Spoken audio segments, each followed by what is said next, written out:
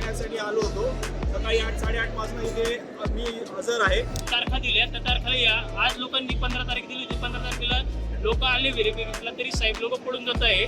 आणि एवढ्या लोकांची हिरमूड होते. प्रत्येकाचा जॉब आहे, कोणाचे बहिणी आई आहे, सगळे मुलं बाळ घेऊन उन्हात सर्व लोक उभे आहे. 4 वाजल्यापासून इथं थांबलोय नंबरला लिस्टनुसार.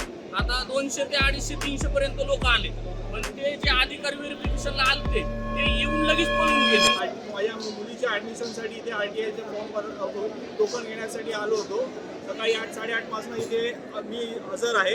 इथून फक्त गेटवर मला एकतर यादीमध्ये नाव नोंदवण्यास सांगण्यात आलेलं होतं.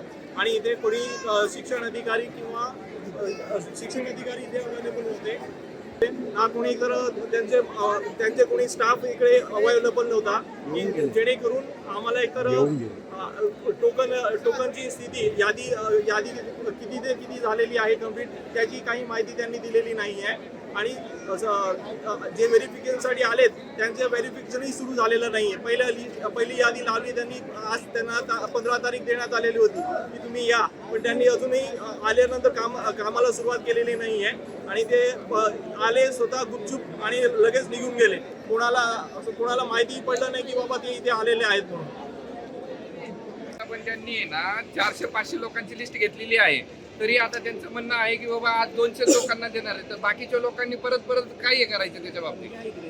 लोकांना त्यांचं म्हणणं आहे की फक्त 200 टोकन देणार. इथं 200 टोकन नाही, 1100 ते 1200 लोक आले तिथं. आणि ते म्हणतायत की 900-800 लोक घरी परत जावा, आम्ही फक्त 200 लोकांना टोकन देऊ.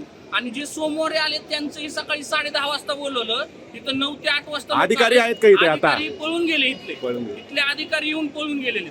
आतापर्यंत कुठलेही अधिकारी येऊन असं कोणी सांगितलं नाही की अधिकाऱ्यांनी जे येत ते सिक्युरिटी किंवा हे सांगत आहे. बाकी अधिकारी कोणीही बोललेलं नाहीये. 20 तारखेपर्यंत मुदत दिलेली होती त्यांनी. 20 तारखेपर्यंत मुदत दिलेली होती. शनिवार रविवार सुट्टी होती. 2 दिवस सुट्टी असतानाही सोमवारी लोकांना कुपन दिले. काही लोकांना 200 लोकांना कुपन दिले. नंतर त्यांनी म्हटले की तारखा दिल्या त्या तारखेला या. आज लोकांनी 15 तारीख दिली होती. 15 तारखेला लोक आले व्हेरिफिकेशनला, तरी साहेब लोक पडून जात आहे.